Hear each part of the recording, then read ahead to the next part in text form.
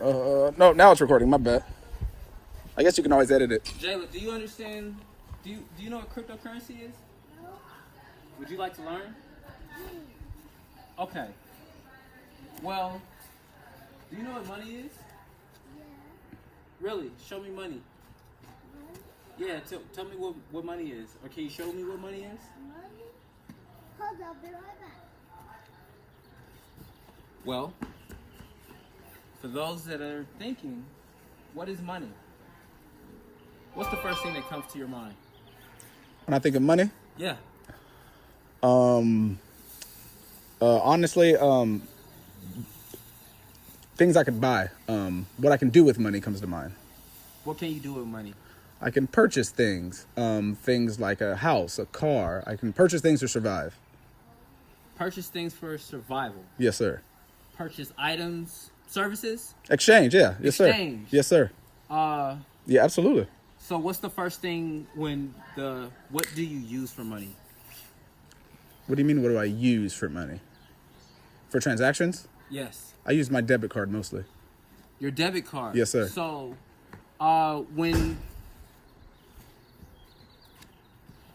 make sure, don't let doors slam. So come here. Oh, that's money?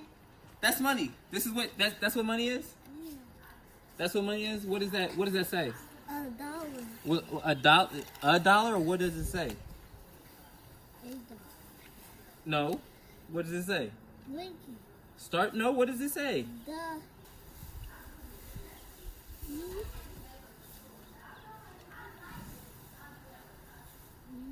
FEDERAL. Federal. RESERVE. Reserve. Federal Note. NOTE. Note. Federal Reserve Note. Okay? The United States of America. $1. $1. The United States of America, and God we trust. $1. $1. Is this what you think is as money? Yeah, I'd say so. Well, here it says Federal Reserve Note, meaning that once I hand that to you, it's all mine. It's all yours. Good job. It belongs to you. So do I have a claim to that now? How do I evidence? No, because this is called a bearer note, meaning that once you hold that note, it's all mine. It's all mine. It's an obligation that belongs to who? Me. The holder of that note. Meaning that is actually a debt obligation. Whoever owns that note is a reference to a debt. Meaning I owe you something. The holder of this note is owed something. So whoever wrote this note, yeah, okay, you have a claim because you're a holder of that note.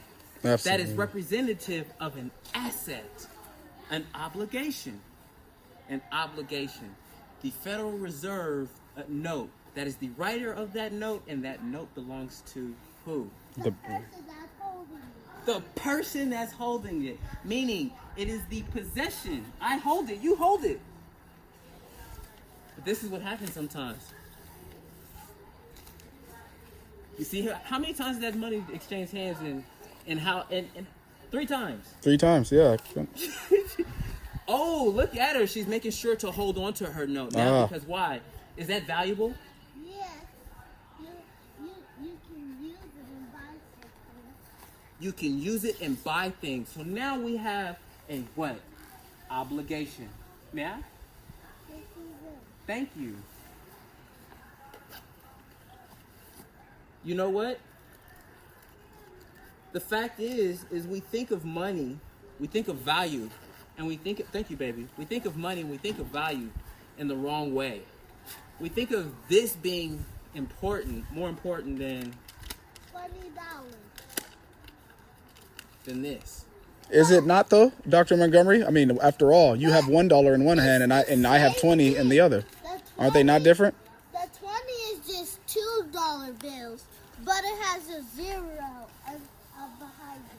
Well, the fact is that in certain situations, this is more valuable than this. But in certain situations, these are both equal.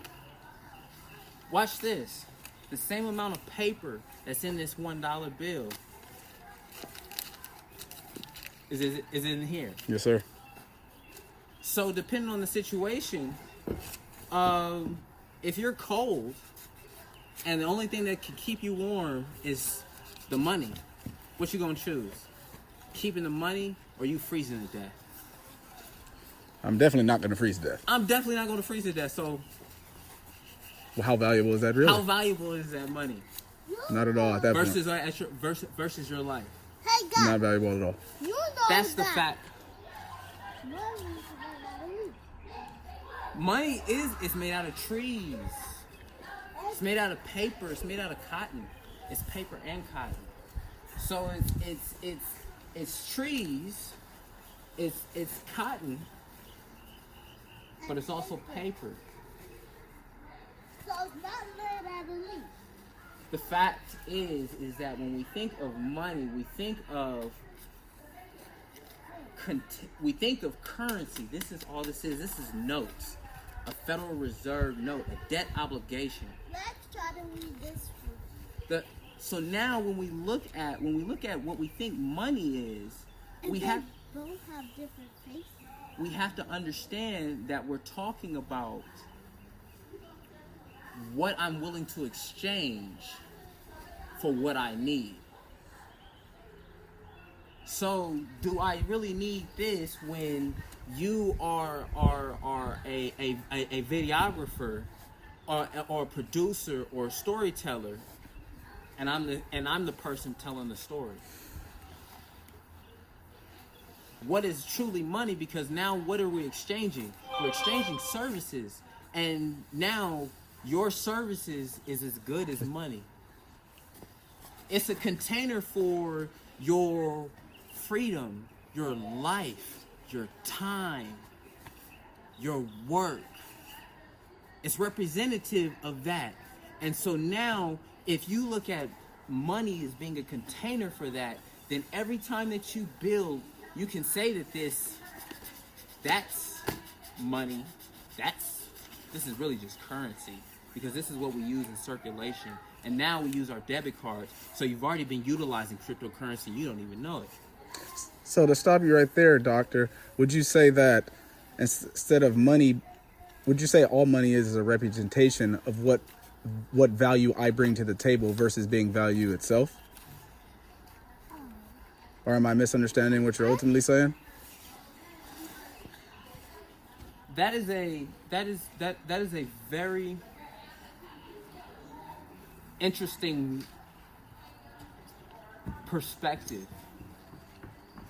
And yes, it is representative of the value that you bring to the table, but there's a thing called sweat equity, right? Because you can do this room and pay someone to do it, but if you know how to do it, the savings is in you doing the work versus you having to pay somebody else to do the work.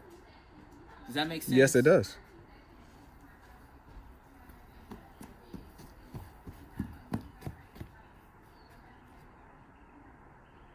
They did this shit wrong.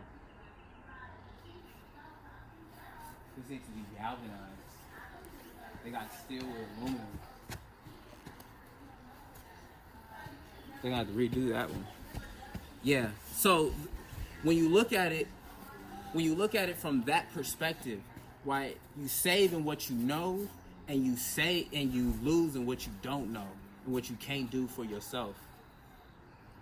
Money is all representative.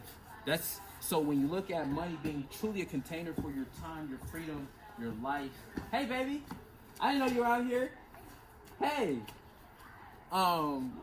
When you look at money being a container for those hard nights of making decisions on whether or not you're gonna eat or you're gonna have bus fare in the morning. When you have those kinds of experiences, like that's a container, and what you have now is representative of all that. Yeah, my red boots. I ain't got my red boots on with me, but I got something a little smoother than that. But I remember my red boots. What's going on, gorgeous? Hey, beautiful. Hey, gorgeous. Hey, beautiful. What's happening? We told you to take off your red boots. Those are way better. Thank you. I appreciate you, but I like my red boots. No more red boots. I love your hair. Credit cards. Let's talk about credit cards. You want to talk about credit cards? Credit cards are made out of stuff that are hard and bendy. Don't bend it like that, baby. You break it. This ain't a David Buster's card, but it's still a card. It's useful and it's valuable. You can use it to play games, but you still waste paper money on them. She's not wrong. Credit cards are a responsibility. They have money on it, but you don't want to use it too quick. Or too much. Say, if you put $20 on this, on the games, it charges you $5. So you're only going to have to use 5, 10, 15, 20. Only 4 games you can play on this. But say if you put 40, 5, 10, 15, 5, 10, 15, 20, 25, 30, 35, 40, 45. If you put an extra $1, 5, you can play 8 games. But if you keep adding 20, it gives you more games. If you put 10, you only get to play 2 games. So, the value of money goes on cards.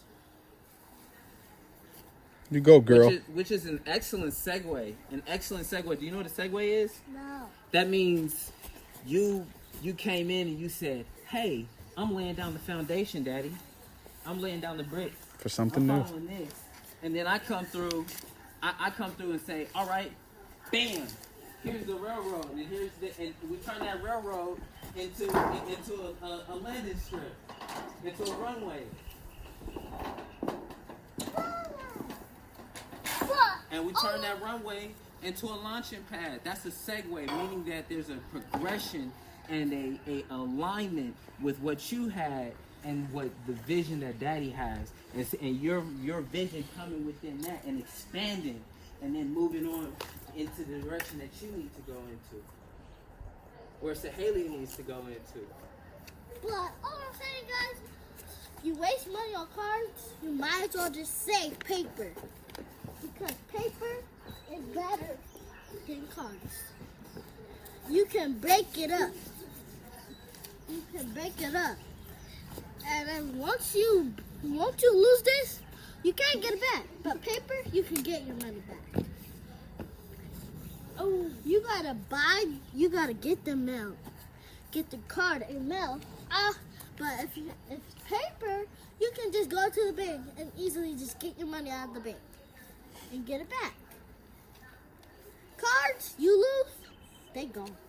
Don't let people rip you off because things on the They internet, just gone. Like they cost you more lose it. Like where's my than card? You don't find it. the thing that But you bam! This is when paper comes in hand. Shipping and handling. It's a very good point.